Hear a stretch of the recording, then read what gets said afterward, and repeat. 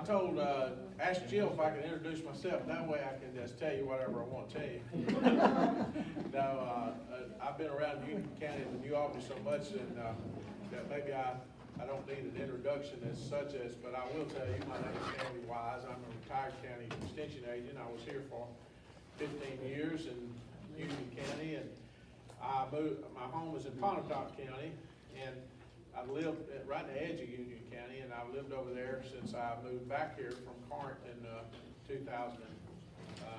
In the year 2000, I was in Corinth before that, and before that, I was in the Mississippi Delta, and I even served 1 year in our enemy's county, in Lafayette County. Not really, you know, I love Lafayette County. But anyway, I'll say this, because I know there's some Ole Miss fans in here. They were better to me than Mississippi State folks, so I can tell you that. They really did like for me to bring kids on campus, you know, so we did that my first year. And before that, I farmed for years and years and years and years, and I grew up on the farm. And so one of the things that I learned about living on the farm is that I really didn't like gardening. Now, I'm talking about gardening, and we can preach about gardening, but the truth is, I don't really like gardening the old-fashioned way. And you know, we have master gardeners now in the county, and they do a great job. I always say my mother was the first master gardener I ever knew, and she was certainly a master, but she had to. You know, back in that day, everything we basically ate except for the staples came right out of the cans or in the freezer later on, but we grew stuff and we grew it. And you know, that gives you, as a child, that gives you an appreciation where your food comes from. You know, that it really does. And so I have played with gardening for a long time, but I'm going to talk to you tonight or today about a little method of gardening that I feel like I developed on my own, and it started out in 2004 was my first year to grow plants in bales of hay. Now, we have a corn maze that we started out there in 2003, and in a corn maze and a pumpkin patch, you always have decoration hay, and you always have a lot of hay left over. At that point in time, I was buying my hay, and it was an expensive endeavor. You got to buy the hay. Well, the only thing I could do with it is basically throw it away or compost it, because it was no good for cattle feed anymore after being out in the weather for 6 weeks and getting rained on. So I just got this idea in my head. I thought, how can I use these bales of hay? I knew I could compost them, you know, and make compost and stuff. I thought, I wonder if we can use that as a growing medium. And I started collecting some information, and the only data I could find was from a specialist out of Florida, Dr. Jim Stevens. And in 1972, he wrote a little paper on how to turn a bale of hay into a planting medium. And he explained one bale of hay and how he did it and that kind of thing. And I thought, well, if he can do it with one bale, maybe I can do it with 100. So, and I was always experimenting with a lot of things on our farm, and my dad was always skeptical. My dad was always skeptical about these things that I would try. One of them was a corn maze, and I won't go into that story, but being a farmer, he didn't think anybody would pay to go walk through a cornfield, but they did. And he said he was from Missouri and he had to be showed, so I showed him. Well, when I put these bales of hay out, I had embarrassed him with planting corn the year before, where people could see it. And I planted in August, and people were wondering, why did Junior plant that field of corn in August? He's not going to make any corn. My daddy got all those questions and everything, so I thought, well, I'm going to try these hay bales, and I'm going to put them out here behind the house and nobody will see them, because I don't know if this is going to work or not. But anyway, so I was lining these hay bales up, and had a young man helping me. We put them in rows, and I put 25 bales of hay in a row, and I had four rows. And my dad come out while I was putting the hay bales out, and he said, "Son, what are you doing?" I said, "Well, Daddy, I'm going to grow tomatoes in these bales of hay in the spring." Now, just like the corn maze, he's shaking his head going, son, that's not going to work.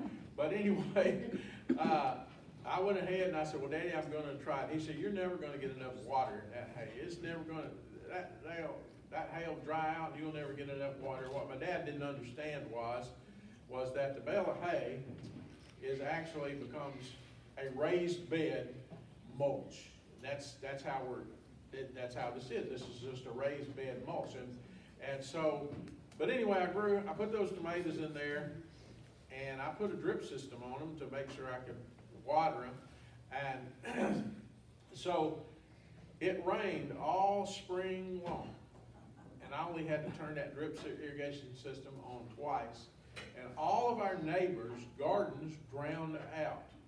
And my dad had the best time riding through those rows of hay on his four-wheeler and picking tomatoes and carrying them to the neighbors. So he liked it. But anyway, so I got started with the hay bale gardening.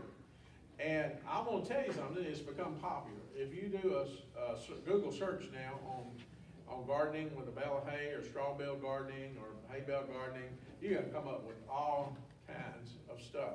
Well, I'm telling you, that started right here in Pontotoc, Union County. And after I did it, I had a good success with it in 2004. I wrote up a one-page publication about how I did it. And I added a couple of pictures of me standing out in the hay and tying up those tomatoes. And I sent that page because Mississippi State, it has a rigorous, it's rigorous to get, I guess it's planning and reading. You got to get it peer reviewed and all this to make a publication, okay? They just won't make a publication just because Stanley Wise said it'll work and you write it up. They're not going to do that. Even though I was their county agent, you'd have to go through a committee and they have to read it and make sure it's all correct, and then they got to put all the scientific names on it, and you know. So eventually they did that. It's called growing in the bale. But anyway, so I just made out my own, sent out by email to all my county agent friends in 82 counties across the state. Well, I got calls from them. They really liked it, and you know, over a couple of years, I get calls from them asking me questions about it and that kind of stuff. Well, a couple of years later, I did a Google search and on hay bale gardening just to see what was going on. The first thing that popped up was from an extension agent in Minnesota, and he had a publication, and the title of my little one-page publication was "No Stoop Gardening." Okay, and I looked up, there was a link to, said "No Stoop Gardening," and I clicked on it, and there he had, because in extension there's no such thing as plagiarism. One extension agent can steal from another. And somebody had sent that little sheet from Mississippi all the way up there to Minnesota or in the north, and there it was, all my information, my picture, and it's on the way up, and "No Stoop Gardening," and he took all the credit. Anyway, so I called him because I didn't really care, but I called him and I said, "Hey man, could you at least give me credit for my picture?" He said, "Man, I'm going to tell you." He said, "I didn't even know who that was." He said, "This come from Wisconsin." So I'm going, okay, that's interesting. And so a couple of years later, my son lived in South Dakota, and I went up to visit him, and I had never been to North Dakota, and he lives up there in the northeast corner, so I decided I would just ride up and go into North Dakota and say I've been there. And I was riding around a little town, I can't even remember the name of it, and I came up on about 5 bales of hay in front of an office, and it was the USDA Farm Service Agency. And there was 4 bales of hay, some pretty tomatoes growing in it. This was in the late summer.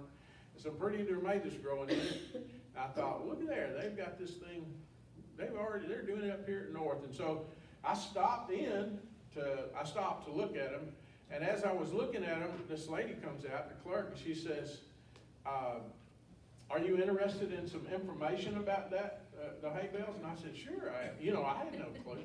So she comes out with this sheet, and there I am.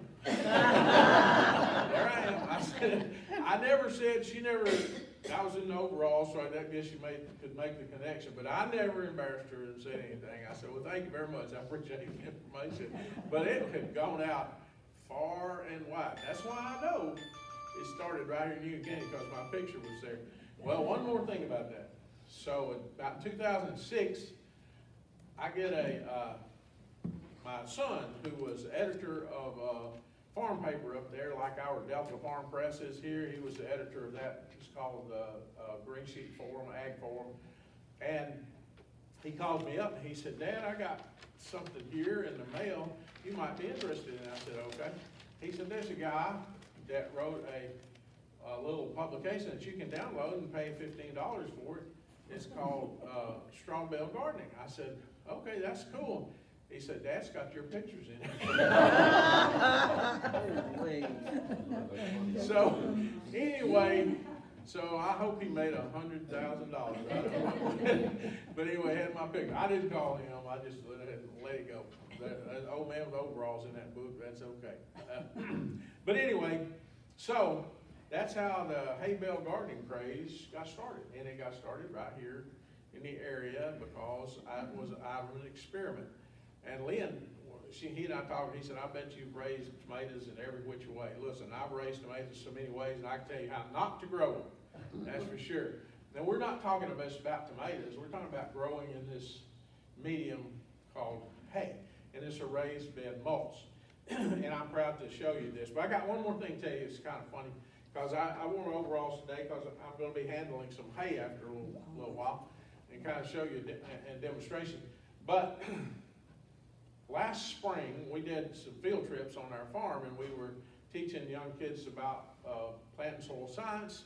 And I was doing it was a field demonstration, just get out with the kids and dig in the dirt. We were doing it on no-till, and I had some place where we had a cover crop and we had no-tilled, and I was showing them the difference between that and where it had been tilled. And but anyway, I was standing there out in the field waiting for the kids to come to me, and I had these same overalls on I got on today, and I'm standing there with my shovel in the field, and this class comes running up. We were in a rotation. This class comes running up. It was second or third grade, and one little boy got there, and he's just looking at me, and all of a sudden he turned around and he said, he's got his farmer costume on. So we'll call this costume. But anyway, we're going to talk about hay bale gardening. Let's just say, what is hay bale gardening? We talked about some of that. It's basically using small square bales of hay, just like what we would call a standard bale, a small bale of hay, and you can grow annual vegetables, herbs, and flowers. It's a form of no-till gardening. In my high tunnel, which is not a heated greenhouse, it's basically a covered with I raise and lower the sides to control the heat. You can't grow it in the winter, but you can plant it a little earlier in the spring. I've had it this is our 14th year, and we've never tilled the soil. Never tilled the soil. And so I call it no-till gardening. It's gardening in the smallest place. You don't have to have a big place to do this. If you got a small place, it's good for people that maybe have moved into a smaller area but still like to grow things. It's very good, and you can put it about anywhere. It's a method to plant truck crops. That's what I do with it. And truck crops is when you try to make a profit from it, and that's what I do with it. But it is raised bed gardening. And so why do we use the hay bales to garden? And I'll tell you that. We talk about no-tilling. It's an instant raised bed mulch, and it's good drainage. Folks, you cannot drown the tomato or plants in here as long as it's above the water. If you didn't put it in a pond, you can grow whatever you want to. You can put it in a low place in your yard that won't grow a garden, because the roots, a lot of the roots will be up in that bale. They'll go to the ground, But what causes problems with bad drainage is it drowns the roots. It's like drowning them. They can't get any oxygen, okay? So with these roots up in the bale, they can get plenty of oxygen no matter how much water. It means you can't overwater your vegetables. And that's a problem in some gardens, is overwatering. And so that's why I like it. It's less stooping. And the older I get, the more I appreciate that. There's fewer disease problems. If I have been growing tomatoes in the same place for 13 years, this will be our 14th year, never had a real problem with diseases. I mean, trust me, if you got a tomato, you got some disease, but most of our disease problems in vegetables or tomatoes are soil-borne. And so I don't have to worry about that because my planting medium is sterile, okay? It's not connected with the soil. Though the roots do go, you don't have those diseases splashing up on the soil. There's less weed competition. That is the gardener's biggest enemy, is weeds. I've helped people get started with gardens for a long, long time. And the worst thing they can do is to go out and get a garden that's too big. You know, they get tilled up in the spring and they're all excited and they go plant. Well, first thing you know, weeds start to grow. And it takes more than 30 minutes to an hour to clean them out, and that about does away with people, young people wanting to garden. You know, they just don't have time, you know. So I always tell people if you've never gardened before, just do a small garden, you know, 12 by 24, big enough. And then keep the weeds out and you'll be good. But that's weed competition, you know, don't have to worry about it with these bales of hay because you don't have many. Higher yields.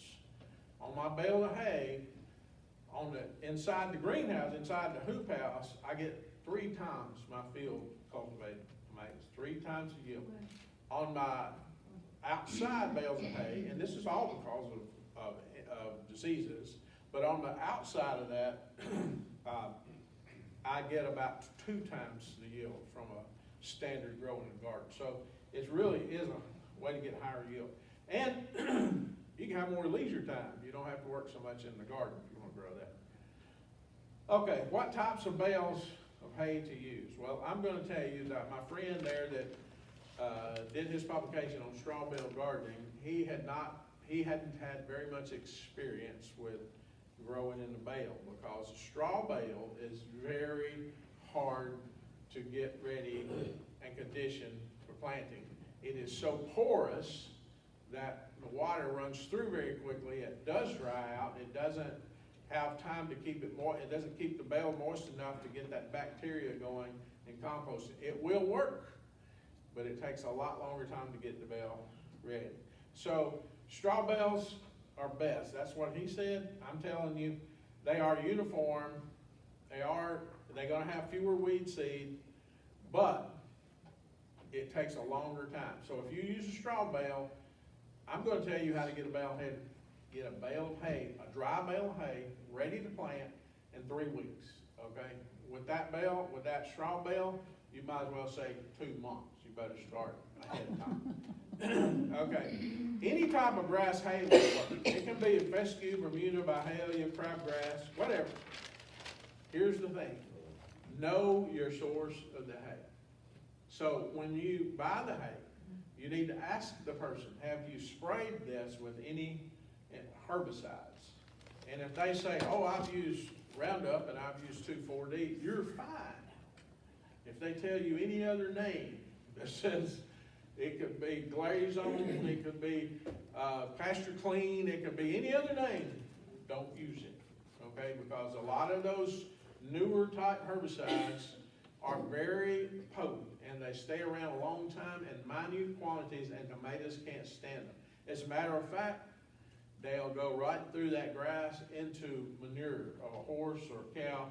And so many times I've had people call me, even today, I won't call names, but some from Union County call me and say, look at my tomatoes. They'll send me a picture. What's wrong with them?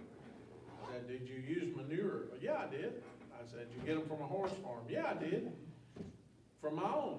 I said, okay, did you buy high quality hay? Sure I did. Well, that's your problem. Because high quality hay has been sprayed for weeds, and you've got a problem. So just know your source. So you could use a 2,4-D out. You can use Can't 2,4-D. use Grazon. No, Grazon's Grazon's got a residual. because it's got picloram in it, or it's got dicambia in it, and so it takes it up. It's systemic. But 2,4-D, you're good. So you want to use tight bales with nylon strings, because you want those strings to hold together, and at least till you get the bales conditioned. And if you use the old, what they call cigarette string to do it, it'll deteriorate real quickly, and you'll lose your bale tension. So how do you arrange the bales? That's interesting. Site selection is more flexible, but it is important. The drainage is not as important. We talked about that because of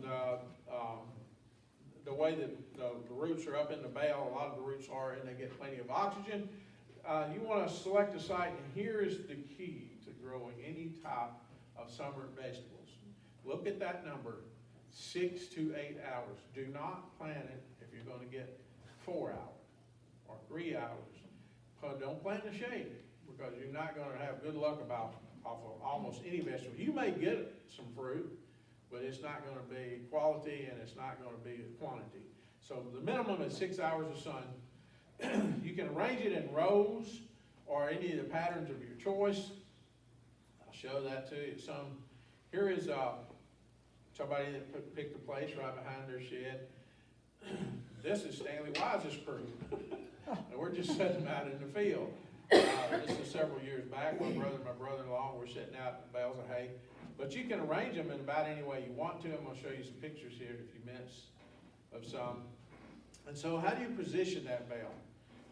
You turn the bale up on its side. Now, some of you may or may not know how a hay bale is made, but you want the cut side up. A hay baler has a blade that shears off one side, but it folds the other side off as it goes through the machine. So you want that cut side up. You want it sticking up. It looks like little straws, okay? And you want to try that. Now, you can do it the other way, as far as laying them down flat, but it takes a long time because it's like a thatch hut, man. It'll shed water, and it takes a lot of water to get it in. But you want to cut side up so you can get water down in that bale. And so the strings, think about this on the bale, the strings should face out, not up, okay? That's the way you want to do it. And I have some hay bales, and I'll show you that in a few minutes. You want to drive some stakes. If you're going to have a lot of bales of hay, you want to make sure you if you want to put some stakes at the end of the bales, because when they start composting, they tend to get loose and begin to fall apart. You want to keep that bale together. So put a couple of stakes at the end of the rows. Also, if you're going to grow tomatoes in there, you can drive a stake down in the hay. I use rebar. That's what I use for my stakes for my tomatoes. So there is a process of conditioning the bale. If you want to be successful, follow these directions. You know, you've heard of that, follow these directions. Well, follow these directions. If you don't follow these directions, don't call me and say it don't work. If you follow these directions, it's going to work, okay? So, it's important to condition that bale. And they become planting medium through this a composting process. And what you're doing to do is you're going to go through a process where you speed up that process. And we're going to add some nitrogen in there, which is going to feed bacteria. And the temperature of that bale of hay is going to go up. When you add nitrogen to it and water to it and you get it down in that bale, after about a week of the process that I'm going to show you how to go through, you put your hand down there, you're going to pull it back real fast because it gets hot. But that bale has to go through, and we called it the heat. It has to go through the heat, or it's not going to work. Okay, it will. If that temperature is above 125 degrees or 125 degrees or above, it's going to suck the life out of a plant when you put it in there. That bacteria is going to go to work on it. It's going to suck it out. So you want to make sure it's cooling down. So here's your schedule. Now look, you don't have to write all this down when you give it to you. I just didn't want you fumbling through these papers. But anyway, I'm gonna give you the schedule and it's all printed. And we're gonna talk just a little bit about fertilizer and where to get this fertilizer. And I'm gonna tell you, because Lowe's does not have it, therefore, I don't know what you'd call it. They dumb that stuff down. I mean, they're marketing a bag, basically what it is, but what you need is fertilizer. So the first day, now this is a dry bale of hay that you go get and from a farmer and you put it out there and it's just dry. And you put it out like you're supposed to. You put it up with the cut side up. What you want to do is put a half a cup of nitrogen. Now, you can't get ammonium nitrate anymore, but let me cover that. You see those where it says 33-0-0. Okay, I know a lot of you know what that means. Some of you may not. That first number is nitrogen. It's the percent of nitrogen in that fertilizer. The second number is phosphorus. The third number is potassium, okay? So, we're going to put a half a cup of nitrogen on that bale. Now, it says 33-0-0. You can't go to Lowe's and find that right now. You can't go to the Tractor Supply and find that right now, I don't think. But you can go to the Tipper County Co-op, or you can go to Moore's, you can go to another farm supply, and you can find it. But if you go, we miss our co-op here, okay? Tipper County, I'm just gonna give an advertisement, Tipper County Co-op. Mr. George Gafford works over there, and he will actually bring this to New Albany, and you can, he'll meet you and you can pick it up. But they sell these fertilizers that I'm gonna mention to you in small quantities, okay? Because you don't need 50-pound bag if you're gonna have 3 or 4 bales of hay, you know. So, you can buy them in smaller quantities, you're just gonna have to buy them somewhere else. But nitrogen, if you call George and he says, can you bring me home some nitrogen? He said, yes, I got calcium nitrate, they're in 4-pound bags. This is what I want you to remember, and you might remember it, either take a note.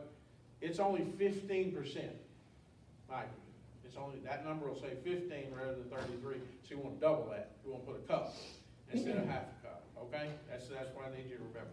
So you sprinkle it evenly across the top of the bale, and I have a picture in here of how that's supposed to look. And you can't just take your squirter hose and go it's wet. A bale of hay will hold about 15 gallons of water when it's saturated. So it's quite a bit of water. Second day, you just want to go out there and saturate the bale again. Make sure it's wet, okay? If it comes to an inch or 2 of rain, that's fine. You don't have to go water. If it's not, go water. Day 3, we're going to do the same thing. We're going to say the same thing on days 4 and 5. So days 2, 3, 4, and 5, we're just going to wet it, okay? We're going to wet it. Day 6, we're going to add another half a cup of nitrogen, okay? And remember, if you're using calcium nitrate, that's going to be a cup. And we'll put that in that bale, and we're going to water it in. We're going to do it, keep it saturated. So the 7th and 8th day, we're going to keep that bale saturated. At the end of the 7th or 8th day, stick your hand down in that bale, pull it apart. Should be damp and hot, okay? It will begin to darken too, but basically it's hot. That's what you want to feel. It should be hot on the inside of that bale. On the 9th day, now we're going to put some substance in there, okay? We're going to add a cup of triple 13 fertilizer. Okay, 13, 13, 13. That means it's got equal part nitrogen, phosphorus, and potassium. Sometimes it don't have to be actually 13, 13, 13. It can be something like this that I did found at Lowe's. It's Scott's. It's 10, 10, 10. But by the way, this costs as much as 50-pound bag. They're high. But a complete fertilizer means it has the same amount of all of the 3 essential elements. So 13, 13, 13, or 17, 17, 17, or whatever you can get.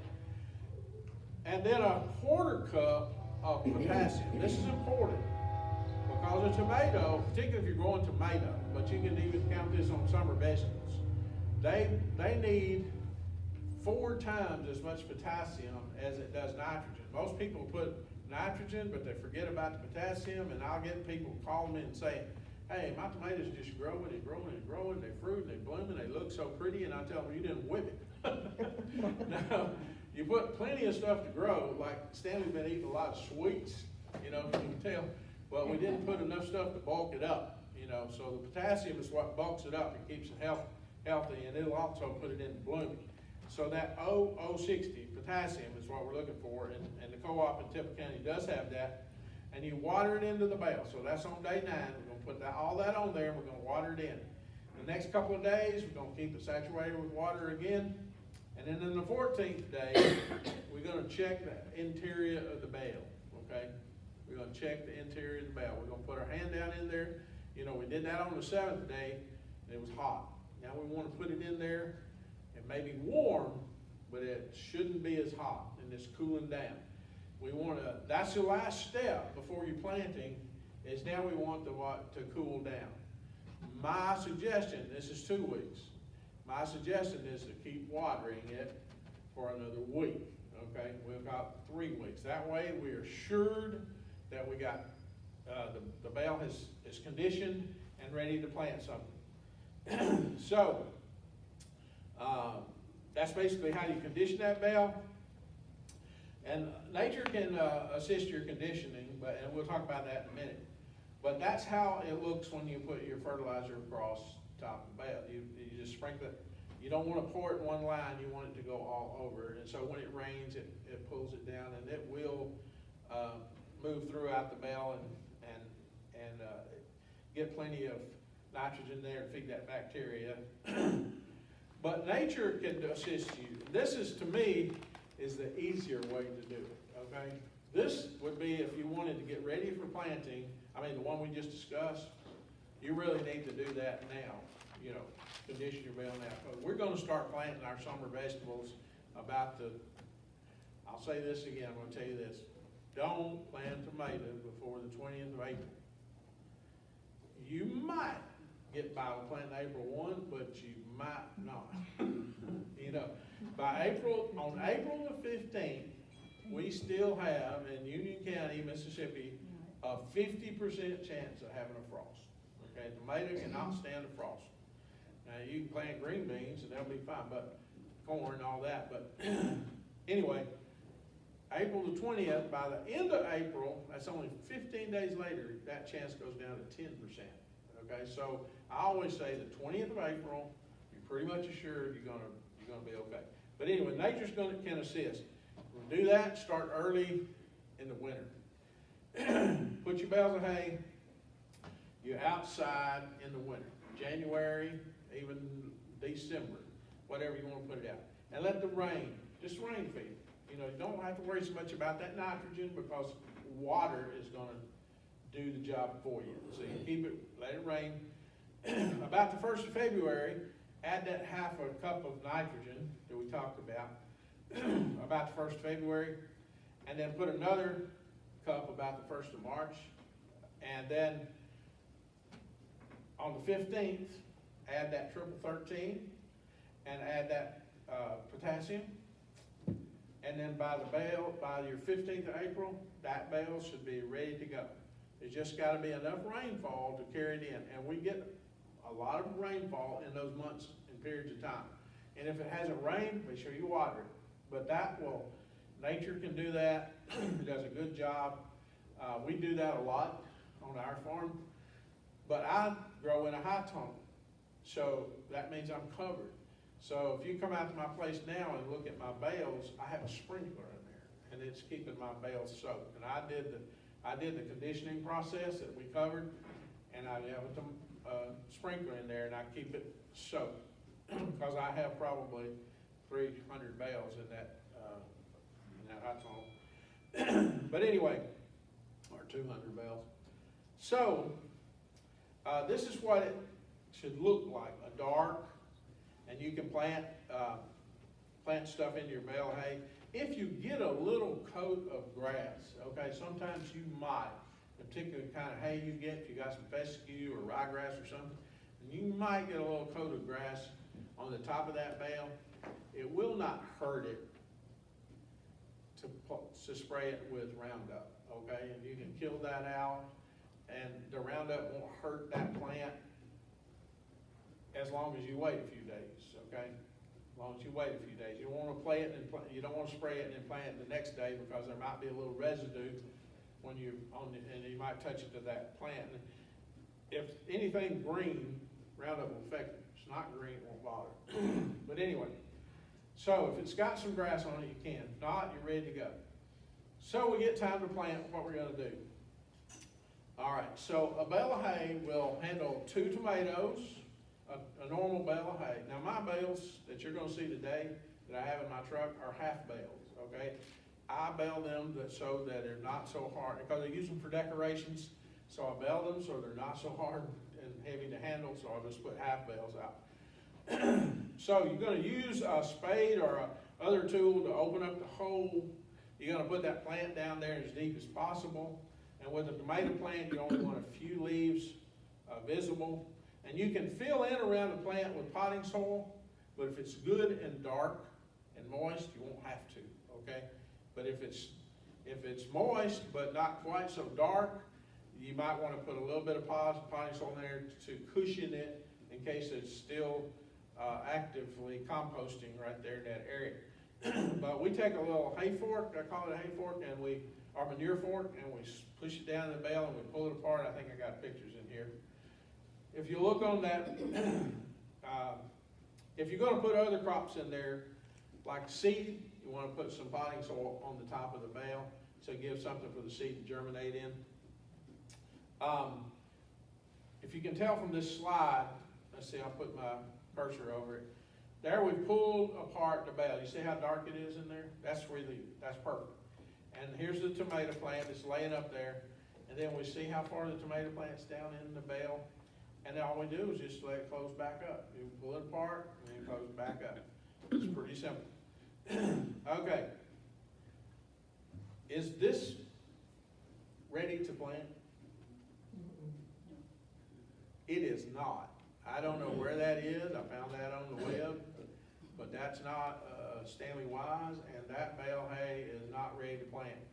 If their county agent told them to do that, they're going to get telephone calls and say, hey, what's wrong? This thing's not working. But anyway, but I will go ahead and add in here. If you are an organic gardener, okay, what you want to do is in place of that nitrogen, you're going to put manure on top of that bale, like if you're going to use horse manure or rabbit manure or goat manure, whatever you're going to use.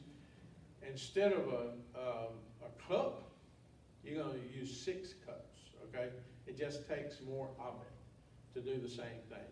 So if it says a cup, put 6 cups and you'll be good to go. Anyway, so what can you plant? Almost anything is going to grow in a bale of hay. But don't plant corn or okra. You won't be happy. It'll grow, will fall over. You know, there's nothing there really substantial to hold that root, and so it'll fall over. It's also not recommended for perennials, and I'll tell you why. You're not going to be able to use these bales but one time to plant in, because at the end of the season, if you've got a good season, your bale's going to look just like it did, sort of, when you put it in there, but you put your foot on it, it'll push all the way to the ground. It will be about 1/4 of the mass after you've grown seed. It won't be there. Now what we do with it is we push it out of our high tunnel and we put it in a pile and we make compost out of it, and we use that for potting and other different things that we want to around the farm. The suggested plant spacing in the bales: tomatoes 2, peppers 4, cucumbers 4, lettuce 2. You can see how, this is some pictures that I just found. This is not Stanley stuff. This is a lot of other people's stuff. You can see where they've had very good success in growing different things in the bale. Other considerations, you can put them on patios or decks. Now, you remember this, your roots are not going to grow to the soil, to the ground. So this fertilizer that you put on there, it's not going into the soil, it's just going to leach out, okay? It's going to leach out of the bale, you're going to wash it out. So if they're not sitting on the soil surface, instead of using, you're going to want to add some Miracle Grow, get you some of that tomato vegetable special stuff, and put it on there about every 2 weeks, and a couple of tablespoons to a gallon of water, pour that in there, do that about every 2 weeks, and it'll do about the same thing. But you won't have any roots in the ground, and it can dry out, so be careful. doing that, but it will grow on a patio. It creates a raised bed natural mulch and will conserve the moisture, but they will need to be irrigated. Doesn't matter, you're still gonna have to irrigate, just as not as much as you normally would. On my irrigation with a bale of hay, I'm not worried about getting overwatering. So what I do is I've got what they call a drip tape, and it's on a timer. And I just put it on a timer. And when it's just growing and not putting on fruit, I don't water as much. And when we start putting on fruit, I water a little more. But I'd rather put the water than not have the water, because underwatering and overwatering is what causes that blossom end rot. We could do a presentation on tomatoes, but that's not where we're out. But anyway, that irregular watering is what causes blossom end rot. So the best thing is to have fun. And here's a little thing: experiment with different bale arrangements. We've done lots of things. We've even grown cantaloupes on top of them, put them two together and grow the cantaloupes on top of the bales. It's fun. And just be creative with placing, and don't just get really discouraged if something goes wrong. Here's my philosophy: all bales are not created equal. So if it just won't grow something, let it sit a little longer. Mother Nature can fix many things with a little time, sunshine, and rain. And that's the truth. So let it wait, and it'll work. No, I just want to show you some things I found. I lived in Fort Myers, Florida for about 3 years, and I know how people love their yards. And I can just think about this being in Naples somewhere, you know, and somebody's got they may have they're in this nice neighborhood, and here comes along Stanley, and he moves to Tampa. And there's no place, I don't have any place in my backyard, so I said, okay, I'll just put them in the front yard. So he puts out his tomatoes in it, bales of hay, and his neighbors are going, oh my Lord, what's Stanley doing, this man's doing now. Well, then a few weeks later, they come by and they're going to stop and visit him. They might get something to eat, I don't know. I thought that was interesting. This is some of the things that we've done. That picture in the lower right-hand corner is actually the first year I grew those tomatoes in rows out behind my house that my daddy was a little worried about. But I've grown strawberries and cabbage, I've grown peppers, I've grown a lot of things in the bale. But tomatoes, because we're a for-profit farm, we try to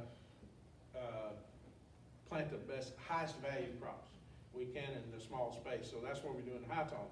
This is in January of 2012, about the 15th January. I wanted you to see how our house looked. So in 2012, we laid it out in our high tone. We were getting ready to plant our bales. We just getting ready to plant our tomatoes.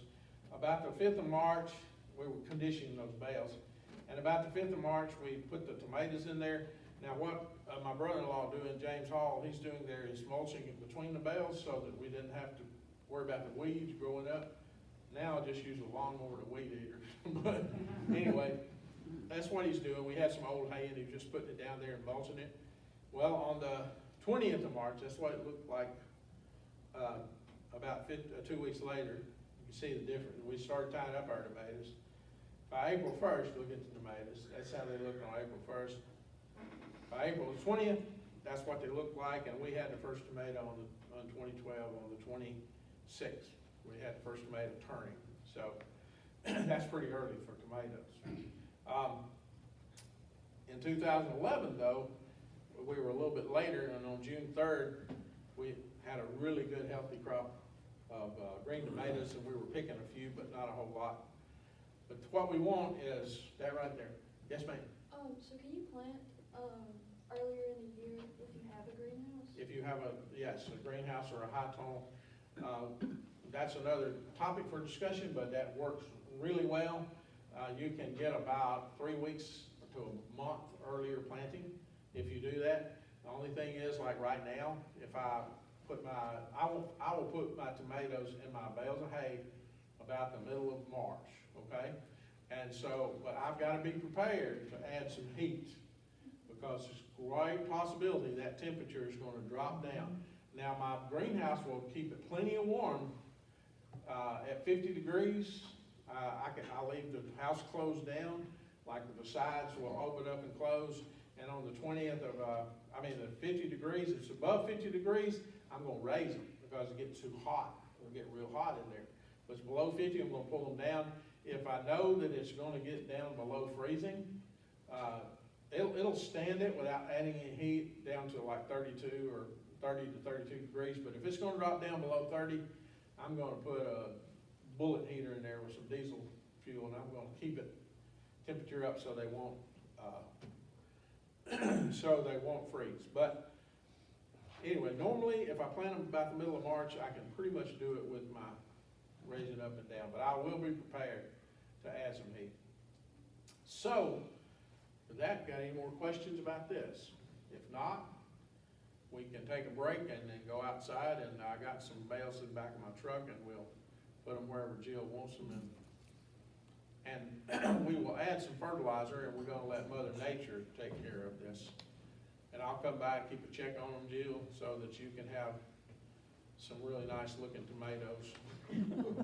Nice Stanley, friends. City water Good to not know. have any chemicals in it that would, Do what, Ms. Phil? city water, does it not have chemicals in it that might inhibit? That's a good question. I have used our water system, our water out there, Mud Creek water system. I've used it a lot of times. I've never had any trouble. Depends on, it can get too much chlorine, I guess, and hurt it, but I haven't had any trouble with it. So, rainwater, perfect, you know, but I do have on my property, I have an irrigation well. And so I use just artesian water there. It's wells down about 160 feet. Anybody else? I have a question. Yes, ma'am. Where can we get the hay bales? Will you recommend where we can get them, or can? Where you can get the hay bales? Yes, sir, can we get them from you? Well, I have some. If you want, okay, you want some, Stephanie. Okay, well, we can help you there. Normally I don't, but I do. This point in time, but I didn't come to sell you hay, but I do have some, and be happy to sell you some. It's not been sprayed. It's pretty much junk hay. And, but you can buy the bales of hay. You can pretty much buy them at the co-op. You just want a mixed grass hay. You don't want that high quality horse hay. If you get a Bermuda grass hay, chances are it's been sprayed. But if you just tell them you want a mixed grass hay, most of the time you'll get you can get a hay. And they're not gonna know if you buy it at, like Farm Supply at Mowers or Temple County Co-op there. They may know the source of their hay, but they may not. So just be careful. Best time to do this, to get hay, is when people are selling decoration hay. I can tell you this, they sell cheap hay, it's not gonna be sprayed with, most likely. And so buy it, use it for decoration, and then set it out for your bale for the next spring. Yes, sir. Dan, I had a couple of questions. I do use the wheat straw, same process, but it just takes longer is what you're saying. Right. It does take longer. Yeah. If you don't wait until it gets ready, it won't. And so what I've understood, there's two types of hay that I won't use. One of them is, well, there's actually three, but I've used a lot, different kind. One of them is soybean stubble. I won't use it. There's something in a soybean that has a little herbicide. It will, and I'm not talking about the herbicides you spray on the soybean, I'm just talking about it has certain herbicidal properties that affect the tomato plant. I know I won't use it. I also won't use like sorghum Sudan grass. I've not had any good luck with that. But and wheat straw, I don't use wheat straw, but simply because it takes longer. And with the wheat straw, and even though it's uniform, I've had real trouble getting them all to compost, like I want it together. So, other than that, you can use about anything. On your plants, do y'all plant from seeds or y'all growing? But be careful with the wheat straw, Brother Roger, because that possibility, it's been sprayed with some very sensitive herbicide. What I've been doing is in the summer, we always, the fall, we have the gathering and we use the wheat straw for the hayride, so I just leave it out all winter. Perfect. Yeah. That's the way to do it. Yeah.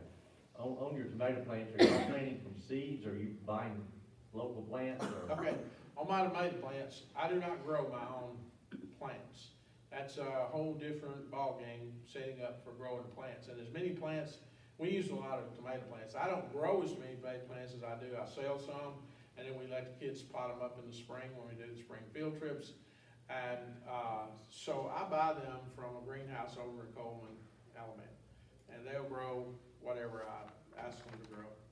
This year, most of the time I plant Bella Rosa, that's a really good tomato. If we're talking about tomatoes, that's one of my favorite to grow, the Bella Rosa variety. This year, I'm growing a Red Defender as well, and I try to look at the university data, on the trial data, and look at what they're growing and what they're recommending, and then we want one that's got good flavor, you know, and they do make flavor tests on some of these, and so what the tomato plants, if you were to come out to my place and want to buy a tomato plant in the middle of April, I'm not gonna have Better Boys and Big Boys or Park Swappers or Big Beefs. I'm gonna have something that's resistant to tomato spotted wilt.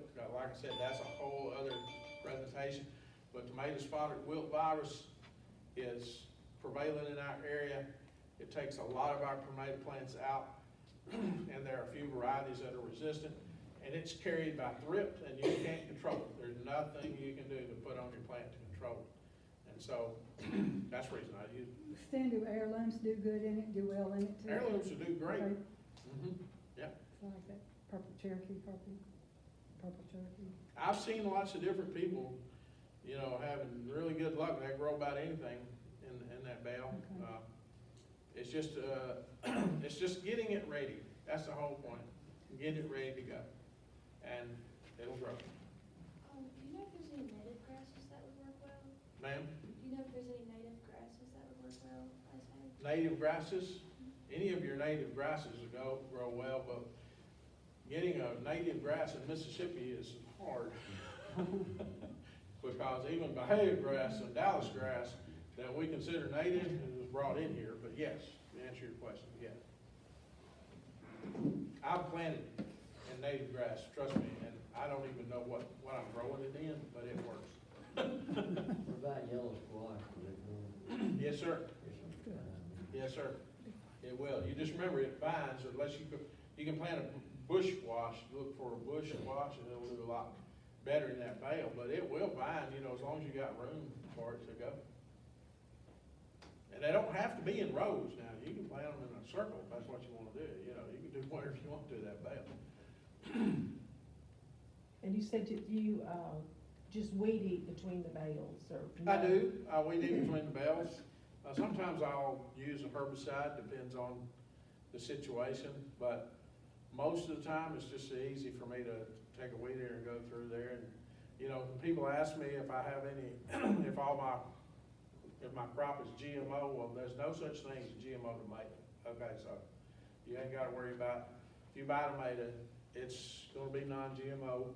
However, it may be grown with herbicides or pesticides or whatever, but if you buy my tomatoes are grown in my high tunnel, 9 times out of 10, it won't have anything sprayed on it, you know, so it won't be true organic because I don't use organic fertilizer. I use fertilizer I buy down at the co-op, which is inorganic, but it can be, you know, you can use whatever type of fertilizer you want to use, manure or whatever. And by the way, when you buy an organic, and I will say this, organic is wonderful. A true organic is hard to find because for a true organic, certified organic, even the manure they grow has got to be from cows that have been, or horses or livestock that have been grown with feed made from corn that's not treated with herbicides or whatever. It's got to be a complete all the way through. It's hard to get a true certified organic. The closest grower that I know of would be, what's that, William Reed and Tupelo? Probably Sun Native Sun, Farms, and Native Native Sun. Sun. He's not gonna be certified, but organic probably, but he's gonna be as close as possible.